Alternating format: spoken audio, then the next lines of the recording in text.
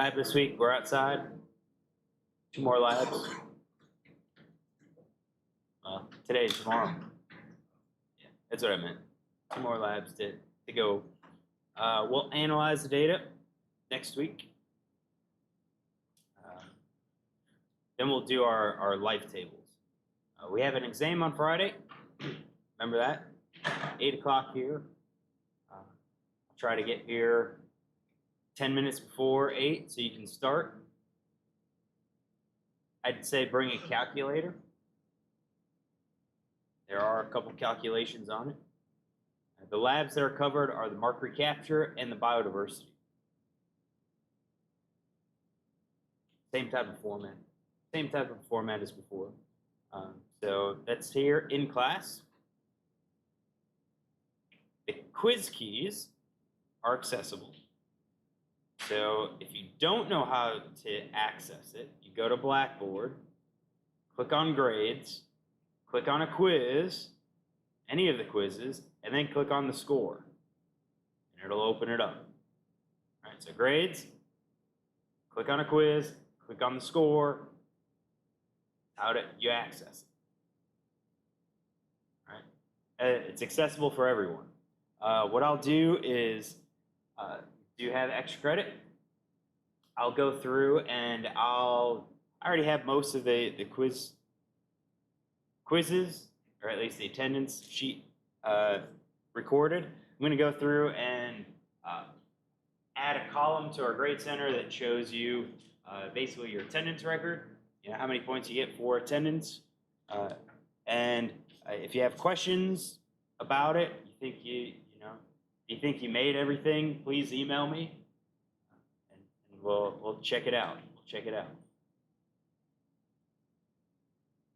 Any questions? Any questions on the exam material?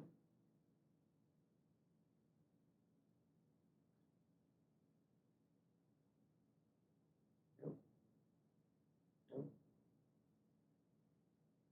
All right. This is where we left off, survivorship curve. So really demographic characteristics. We talked about life tables, and we talked about the utility of the life tables, and one of the utility of those life tables is doing these survivorship curves. So yeah, we're kind of looking ahead. We can relate the type of survivorship curve to a lot of the life history characteristics. Right? A lot of the characteristics about like how many offspring they have. Do they provide parental care? What's the quality of offspring that they have? Correlate. Those types of things are correlated with these curves. All right? So know these different types. Be able to relate these types to mortality curves, which we did on the board.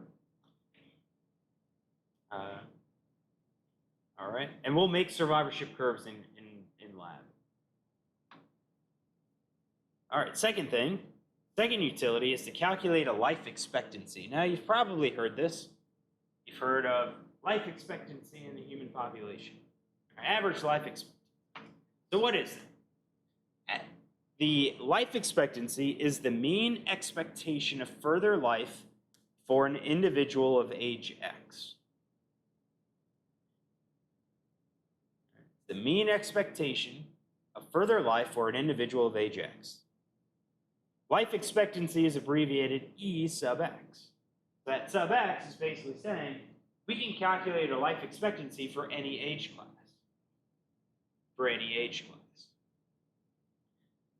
When we talk about life expectancy for a population, we're always looking at E sub 0. So the life expectancy for individuals that are born into that population. Because that gives us the average age in which our individuals of our population die. How long will they live on average? That's our life expectancy. But it doesn't just have to be when you're born. We can calculate a life expectancy when you make it to 20 years old. We can calculate a life expectancy when you make it to 40 years old. All right, because the life expectancy itself is just your mean expectation, the average expectation of further life. How much longer do you expect to live? So our life expectancy for populations It refers to that newborn. When you are first born into the population, you expect to live X number of years, or X number of days, or X number of hours if we're talking about, very short-lived organisms. Do not confuse this life expectancy with lifespan. Lifespan is also a characteristic, it's a life history strategy. But lifespan is the maximum age to which an organism can live. All right, so just because you can live, just because humans can live to be over 100 years old, doesn't mean their life expectancy is 100 years old. All right, lifespan is just maximum age. Life expectancy is average number of years that we can live, or again, hours or months, just depends on our organism of interest. So what affects our life expectancy? Well, as you're going to work out in lab, we'll calculate life expectancy. We'll do it for our populations, for our human populations. So our life expectancy is calculated using survivorship or mortalities, and it's using lifespan. All right, so both of those things go into our life expectancy. Now, we use survivorship. That's what we'll use. But survivorship and mortality rates are correlated, right? They're negatively correlated. If survivorship goes up, mortality rates go down. So if we increase our mortality rates during our life, what happens to life expectancy? Well, it goes down. We're not expected to live as long. If we increase survivorship, it makes it less likely that we're going to die, we're going to increase our life expectancy. Hopefully that's kind of easy way to remember that, right? Increase your chance of dying, you decrease your life expectancy. Lifespan is that second component, because lifespan is basically your average age, and it is going to be limited by your lifespan. You can't have a lifespan of 100 years and then expect to live 110 years. It's impossible. So if we take a lifespan and we start to increase that lifespan of our organism, of our species, you should increase your life expectancy. And we're gonna see that in how we calculate it. And how we calculate it, lifespan gets taken into account. So two ways to increase life expectancy. You decrease your mortality rates, or you increase your lifespan. Which ones are most likely to occur? Yeah, decrease mortality rates. How can we do that? How did we do that in the human population? Avoiding dangerous situations, and so yeah, avoiding dangerous situations. That seems to be why teenage males tend to have lower life expectancy than teenage females. That's why males in general tend to have lower life expectancy, at least earlier in life. What else? How else did humans decrease our mortality rates? Medicine, definitely. Came up with medicine, we started to decrease our mortality rates. Did it affect our lifespan at all? No, we still have maximum number of years in which we can live, all right? But we had all these risks of dying. Any infection, we had a risk of dying. Drinking bad water, chance of dying, all right? All of those things. So yeah, mortality rates, decreasing your mortality rates to increase life expectancy, that's probably the easiest way to increase life expectancy. All right, so survivorship curves, that was number one. Life expectancy, that's number two. The third thing is population growth. So from a life table, we can calculate population growth rates. But in order to estimate these population growth rates, we have to know reproductive rates. We have to know what our reproductive outputs look like for each of our age classes. So as you'll see, when we work with our life tables and when we estimate our population growth rates, we have to have a column that refers to our reproductive output. That column is called the birth schedule. You can also see it referred to as fecundity schedule. All right, it's going to be abbreviated as either B sub X, for your birth schedules, or M sub X, M for maternity. Because, why? We're looking at females. Anytime we deal with a life table where we have male and female organisms, you typically make it for the females so that we can estimate our population growth rates. So what is this birth schedule? The birth schedule is the average number of offspring born per unit time to an individual of a particular age. A lot of words. All right, but with our life table, we have it broken down by age groups, age classes. All right, we have it broken down by age classes. And then for each age class, we have an average number of offspring that could be born to individuals of that age class.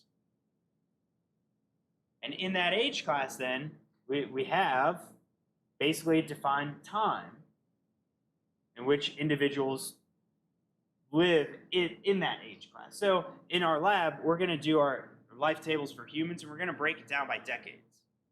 So 0 to 9 years, 10 to 19, and so forth. So for our 20 to 29 age class, we have a birth schedule. That's how many offspring are expected to be born per female for individuals in that 20 to 29 age category. All right, it's not if you're at 24, or it's not if you're at 28. It's for that entire age group. For that decade, you're going to be expected to have a certain number of offspring. That's our birth schedule. That's our fecundity schedule. I think in lab, we're going to use B sub X as a birth schedule, because I think that's what our textbook uses. However, if you look up how to do life tables, or you look up information for life tables and find it on the web, sometimes you will see it as M sub X. That's why I have it here. All right, so we need our birth schedule. We also need to know our survivorship, because if we're going to reproduce, we not only have offspring, but we actually have to survive to that time period, to that age class, and then have the offspring. All right, so our reproductive rates, or I should say our population growth rates, are going to depend on our reproductive output and our survivorship schedule. All right, and our survivorship schedule. So what we use is we use those two things to calculate something called realized reproduction. And realized reproduction is our survivorship times our birth rate. All right, so this realized reproduction takes into account the survival probabilities, the chance that you can actually survive to that reproductive age, and then we take into account your birth rates, your reproductive rates, to figure out, okay, if we survive to this age, how many offspring do we have? All right, so as I said, if we average 2.5 offspring in the 20 to 29 age category, all right, yeah, that's what the average number of females or offspring, female offspring, they'll have in that age class, but they might not survive to that age class. So the realized reproduction would actually be lower than that 2.5. So we calculate our realized reproduction, and that's going to be realized reproduction for each age class. And then what we do is we add up all of the realized reproductions for our different age classes to get this net reproductive rate. This is R naught, R sub 0, and this is big R sub 0, R naught. Capitalization is important. That's our net reproductive rate, and that is the average number of offspring produced by an individual in their lifespan.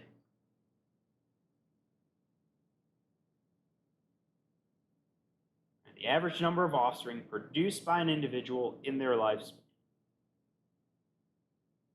R naught is the sum of that LXBX column, the sum of our realized reproduction column.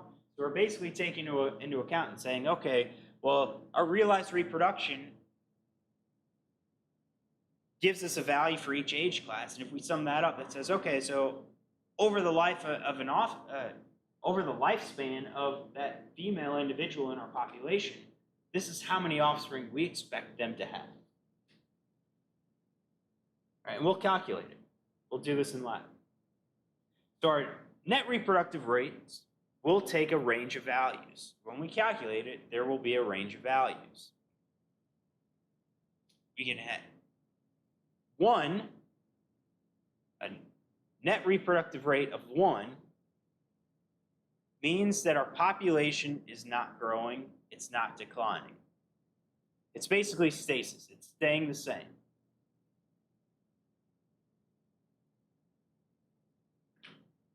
And why would that be? Why 1? Well, net reproductive rate is the average number of offspring produced by an individual in their lifespan.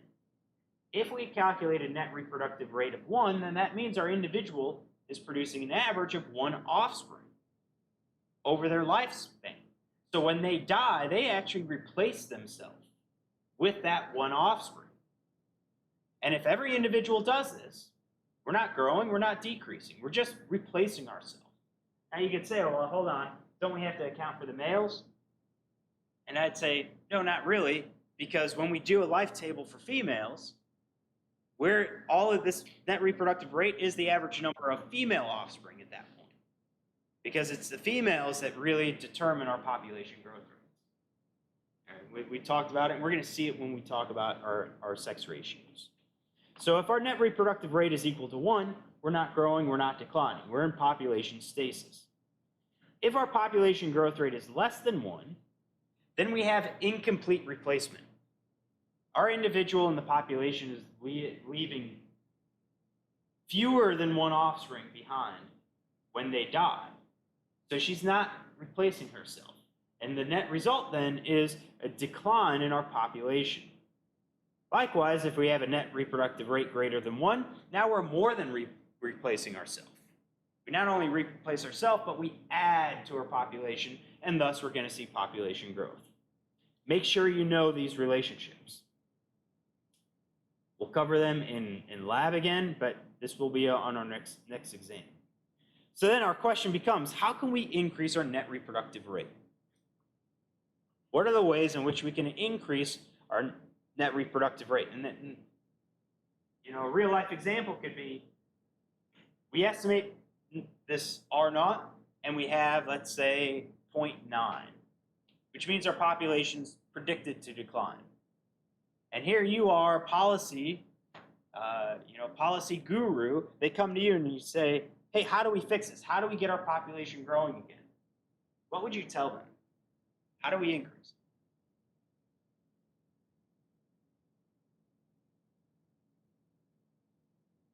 Talk to your neighbor, come up with an answer.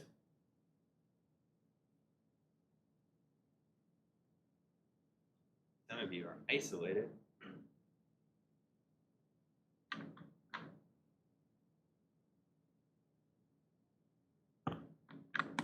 You guys have one? Good guess? Good guess? What do you say? Have more babies. Okay, have more babies. Exactly, that's one way. Where does that get affected? Well, go back and look at our equation. This is our equation for net reproductive rate. Our net reproductive rate is below 1. How do we increase it? Have more offspring. Increase your B. Increase your birth rates. All right, that's one way. How's the other way? What's the other way?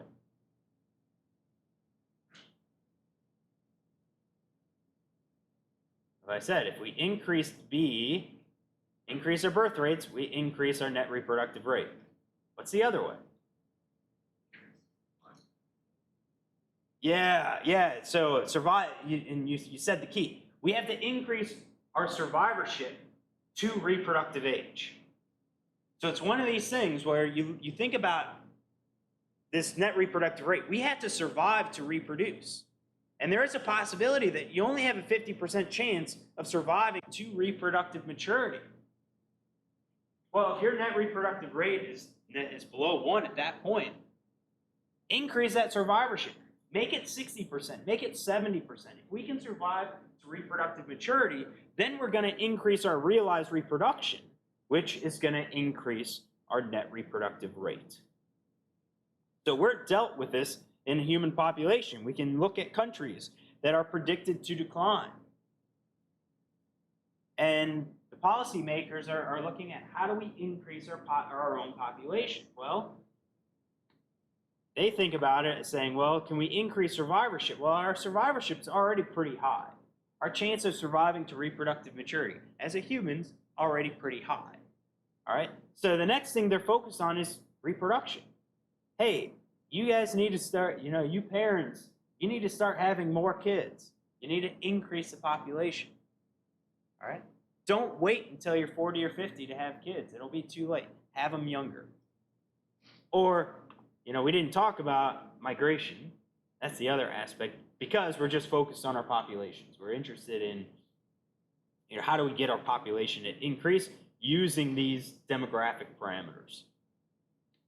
All right, so you've got your answers. Make sure you get them down there in the notes. That could be asked again.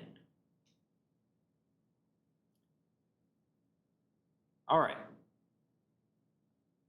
Another demographic characteristic is our sex ratio. We've already started talking about males versus females in terms of our life tables and how females tend to predict if our population is going to grow.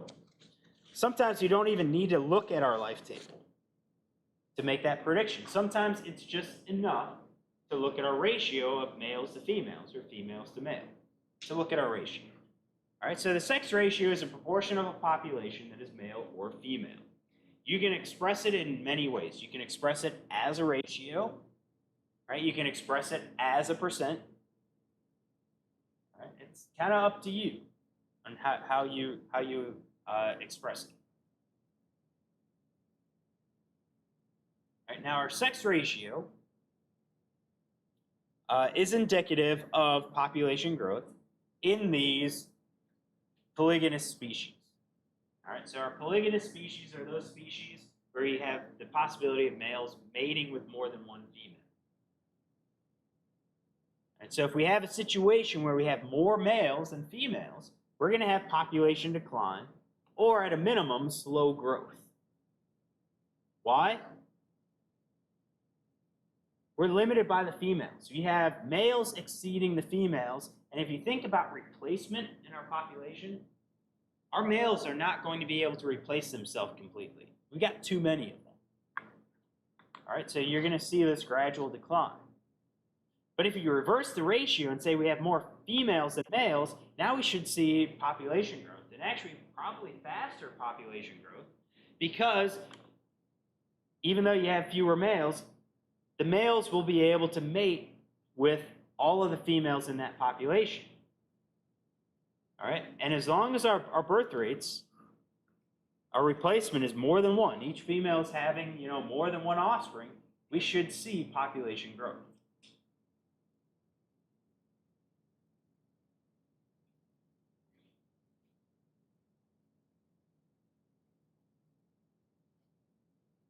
I'll leave that up there for you. So hopefully that just kind of makes sense, inherent sense. Got more females than males, we predict population growth. Now, it doesn't always have to be that way, but these are the generalities, generalizations, I should say.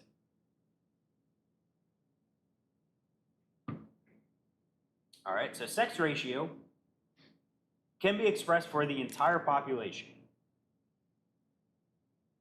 But a lot of times that's not as informative as breaking down the sex ratios at various points over the lifetime of our organism. So we have different ratios. And they're called primary sex ratios, secondary sex ratios, tertiary sex ratios, and quaternary sex ratios. So 1, 2, 3, and 4. And it all relates to the age of the organism. The sex ratio, we just say, what's a sex ratio in a population? Generically speaking, you would take all the individuals that are alive at that time, and you count the number of males, number of females, and generate your ratio. But there's more. There's a primary sex ratio. That's our sex ratio at fertilization. It's our sex ratio at fertilization.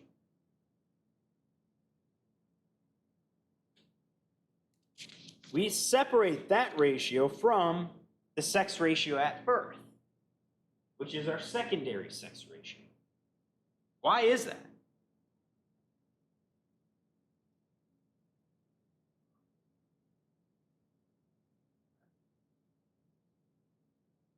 Okay, so yeah, I think what you were saying is that sometimes you have fertilization, but not all of the embryos survive, right? So yeah, if there's a difference in survival between male and female embryos, you can get a change in our sex ratios. All right. We also have the point of where your genetics say that you're going to be one sex, but when you're born, you're actually a different sex. And we'll talk about a group of organisms that kind of controls that or can control that. All right. So primary and secondary sex ratios. Tertiary sex ratios, then, is the sex ratio at sexual maturity. So once our population reaches the age, or once our individuals reach the age in which they can reproduce, now we can calculate a sex ratio at that point. And that's our tertiary sex ratio. And then our quaternary sex ratio is the sex ratio of all of our adults. And we distinguish between these two because these adults could be past their reproductive prime. They may be past the age in which they're reproducing. All right, and that's going to change our sex ratios. So the question is, why do these ratios change? Well, we answered one, which was different. I'm going to make it the broad one, just to say differences in survivorship between males and females. All right, so that covers our embryos, our primary to secondary sex ratios.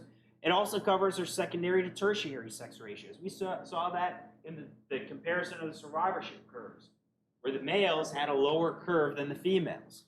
And we rationalize that as saying the males are competing for territory. They're competing for mates.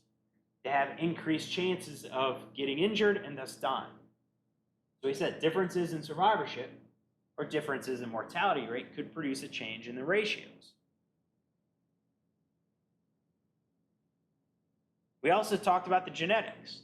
So genetically, you could be one sex, but then phenotypically, you could be a second sex, or you could be the opposite sex. Any other reasons for why they might change?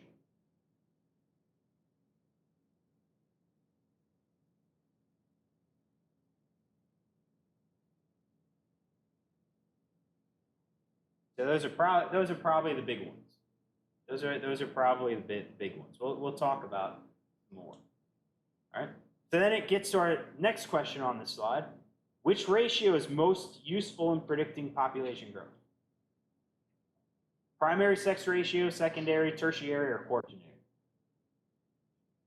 Tertiary. Why tertiary? They've made it to that sexual maturity.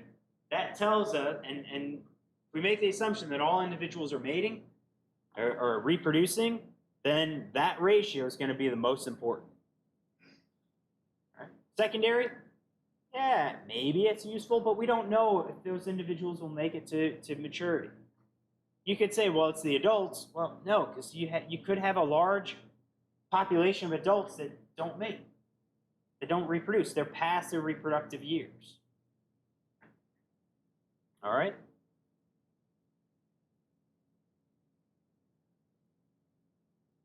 All right. So several factors can affect the sex ratios. We mentioned the genetic factors. All right. For us, we've got like XX, XY. All right. Just the genetics is going to affect your primary sex ratios. That's going to affect your primary sex ratios, whether you're genetically male, genetically female.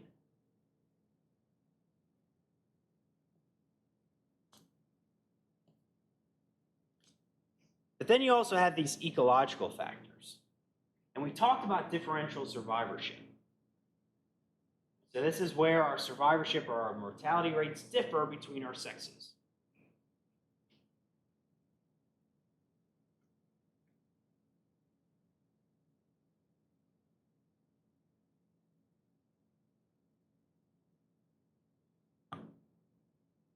All right, we said males typically have a higher mortality rate than females, and thus will start to skew. We may be at 50-50 at birth, but then as we age, sex ratios start to skew more towards the female because males often have higher mortality rates. And so we see that skewness in the tertiary and quaternary. Then we also have environmental effects, and this falls under that nurture. So nature versus nurture. Nature would be the genetic factors. Nurture would be the environmental factors. You can say the phenotypic plasticities. All right, so we've got two examples. One is Jack in the Pulpit. That's listed here. Jack in the Pulpit, known for flower structure. It's a wooded, understory type plant. And what we see is that sex ratios are skewed based on the environment in which they live. And the environment, we could say, well, that's the understory. Yeah, you're right. It's the understory of a forest. But the understory of the forest is not uniform. It's a heterogeneous environment. All right, you have not only patches of good soil and less good soil, good versus poor. You've got competition in the roots for water. And because you're in the understory, you have the canopy blocking out sunlight. All right, so you're dealing with this shaded environment.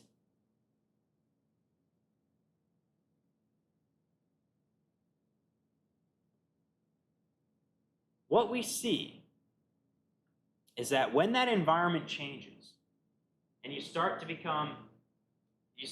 growing in a better environment. All right, and what would we define better? Maybe better soils, less competition for water.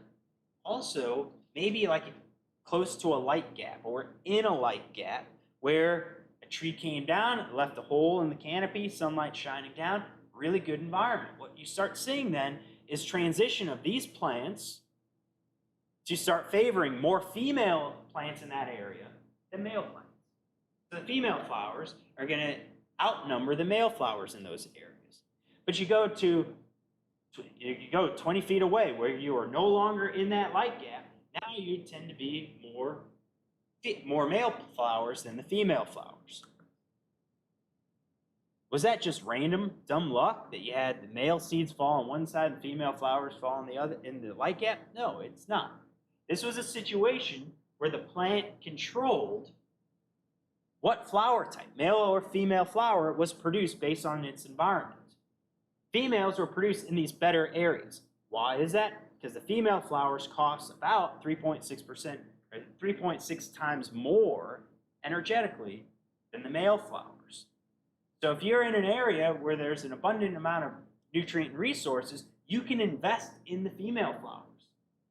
They cost more. I'm going to invest because I have that energy to invest. But if I'm in a bad area, hey, we just need to reproduce. Let's produce the cheapest flowers and have a shot at getting our pollen out so perhaps we can reproduce. We can say the flip side. If we're in that poor area and we invest this amount in the female flower, one, it could be a really bad female flower quality. So even if we do get pollinated, we don't produce any viable seeds. Or we start down the path of producing this female flower, but we run out of energy and just never produce it. All right, so you've got that Jack in the Pulpit, could produce that. We have another plant, Trillium, where we can look at the soil quality. All right, so both sides, this is percent of Trillium that's browsed. All right, and this is percent sex ratio towards male. So the more browsing that happens on those plants, you start to drive increase towards male or shift towards male sex ratios in that population. The reason is that when you have increased browsing, you actually decrease your soil quality. Because Trillium's helping to replenish some of the nutrients, capturing nitrogens. So it's another situation where the environment itself is dictating our sex ratios. Moving away from plants, not everyone's interested in plants. I would say if you get out to an understory, get out to a forest, seeing these things in nature are actually pretty cool. Pretty cool to see. But not everyone likes plants, so let's talk about some vertebrates. Some turtles and alligators can also alter the sex of their offspring. How do they do that? Well, they do it through incubation temperatures of the egg. So there's regulatory pathway during the development that will start to turn on and turn off genes, and it's controlled by the temperature. All right? So if the eggs have a warm incubation, have a warm temperature while they're developing, you tend to produce female offspring. I know I didn't say you always produce, I just say you tend to produce it. You'll have more females in that nest than males. If you have a cool incubation, you tend to produce male offspring. Do turtles and alligators incubate their eggs?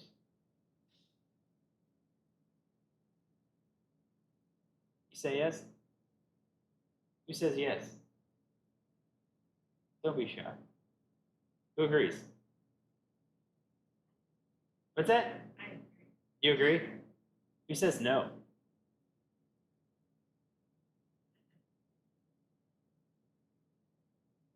Why'd you say no? What do they do? They make a hole and lay something. Yeah, they do. They kind of. Technically, they're incubating. Okay, I guess I should have rephrased that. Do turtles and alligators sit on their eggs like a chicken to incubate? No, they don't do that. They don't do that. But they do make a nest, right? They lay their eggs, try to bury them, try to cover them, right? So where does this temperature come into play?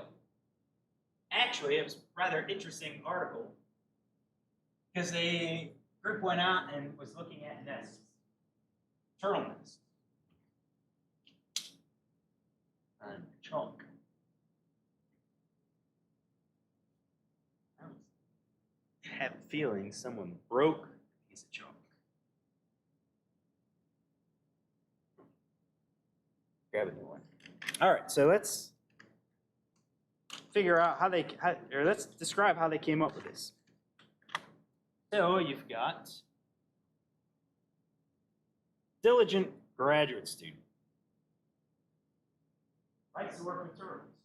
Goes to his advisor and says, hey, I want to work with turtles. The advisor's like, you know what? You bother me. Go out in the field, just do some field research. Come back when you have data. Student goes out there and says, hey, I'm going to look at sex ratios. So he goes out to a lake.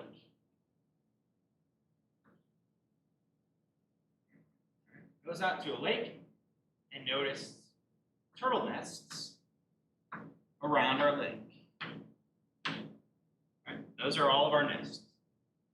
And then started tracking how many eggs are in there. And then visited those nests, daily to monitor when they hatch, and then when they do hatch, he records the sexes. All right? And what we see is that on this side of the lake, our female offspring outnumber the male offspring. But on this side, our male offspring outnumber the female offspring. So you would predict, kind of randomly, about 50-50. That's not, like 50 males, 50 females, on average. That's not what they saw. And it was pretty consistent. These three nests all lean towards female. These nests all lean towards male. So the question is, what was going on? What's happening? Well, it comes down to the micro conditions of these nests. In this area, you've got your winds blowing along that path, blowing that way across the lake.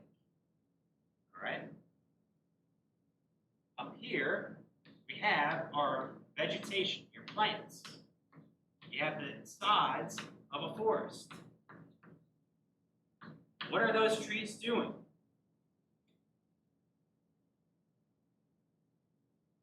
Drive around through farmlands, you come to a house, and then you see a bunch of trees planted all around the house in a row. What are they doing? pass. They block the wind, right? We talked about, that the wind blows across the forest, it blows across the canopy, right? And so we talked about that type of, that was convection during our heat transfer talks.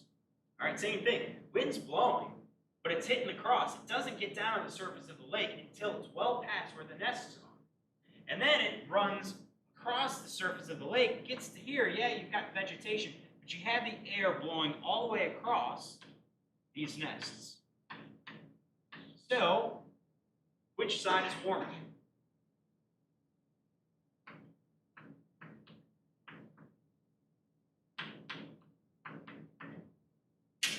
There's a pretty significant difference in the temperature of the nests in those two areas, just due to geographic location of our lake and the surroundings. When the wind blows, these nests ended up being cooler. Produce more males. Now, then you ask that next question, why? Why would that generate a difference? It comes down to the cost of the offspring, relative cost of the population. That warmer temperature is signaling better conditions. Better conditions. Females are going to be more costly to the population. I say more costly. It's probably better to say more valuable to our population. All right? You don't want to produce a female during bad conditions because if they're lost, we lose that reproductive output. All right? We require them to reproduce to replace the individual. So during the good time, good weather, hey, let's produce females. Conditions must be right. Let's invest in those female offspring so that we can have as many offspring as we possibly can, potentially increase the population. But down here, it's coolerness. Our signal is poor conditions. There's a chance that our offspring might not survive to reproductive maturity. And if that's the case, why invest in a female when we can invest in a male who, if they survive, can actually mate with more than one female at that point? So our females mate once. They mate with one individual. Our males can mate with multiple ones. So you start seeing where that females become much more valuable in our population. If you have them, they can mate.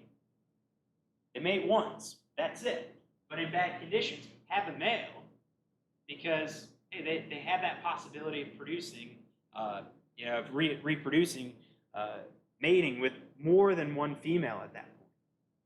Now, that's not always the case for this quality of male versus female. Sometimes, if our mating success depends on the quality of the male, so defending territory, winning over mates, then it might make more sense to invest during those really good times into the males, so that you have the shot at producing a bunch of offspring with a bunch of different females. So it's not, this good conditions favor females, bad conditions favor male. It's not completely universal, but in general, this is our pattern. So questions. If you're interested in these turtle, alligators, or the signals for our plants, I encourage you to look them up, do some searches. There's quite a few research papers out there that elucidated these mechanisms.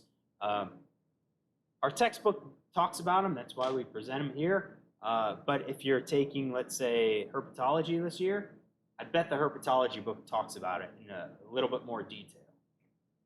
And hopefully goes over the mechanisms as to how it works. All right.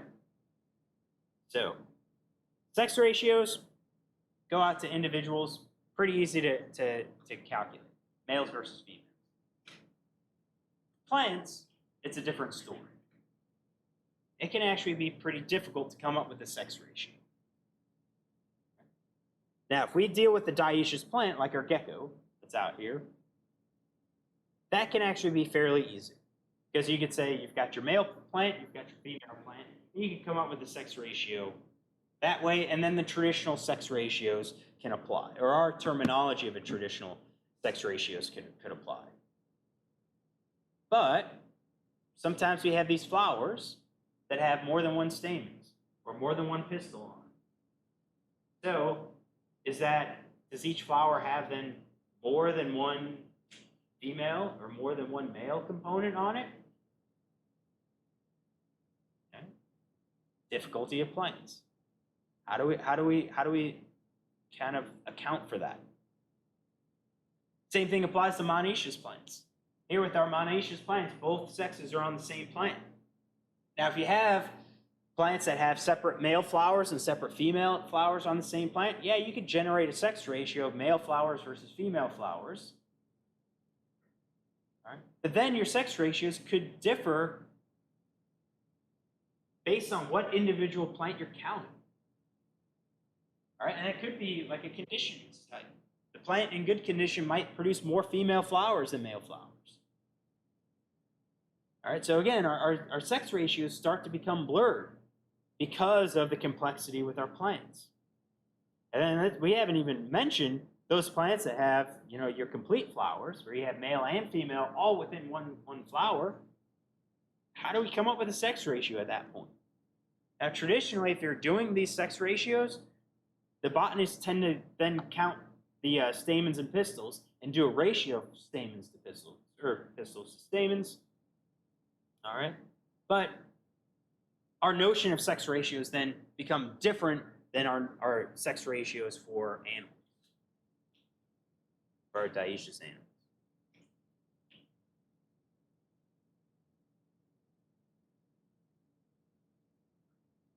I bet some of you are now thinking, hold on, what about those parasitic worms, those digenetic trematodes that are monoecious? How do we do sex ratios on there? Can't really do those. But if you wanted to, you could talk about investment. How much energy was invested in the male parts? How much energy is invested in the female parts? If you were interested in this type of male versus female situation. All right? All right. So we're going to stop here. This is basically the end of our demographics at this point, and then we're going to move to population growth. So what I'm going to do is we're going to, we have our exam on Friday, 8 a.m. here. All right? We have a class after us, so we got to be done by 8:50. So we'll take our exam, and then on Monday we'll kind of rehash the summary for the demographics, and then we'll move into population growth. You'll need a calculator for the growth rates. All right, our quiz, attendance quiz, our answers are 5 months. So August, September, October, November, December, which is basically our fall semester months. The answers for today, October and November. Our answer today is October and November.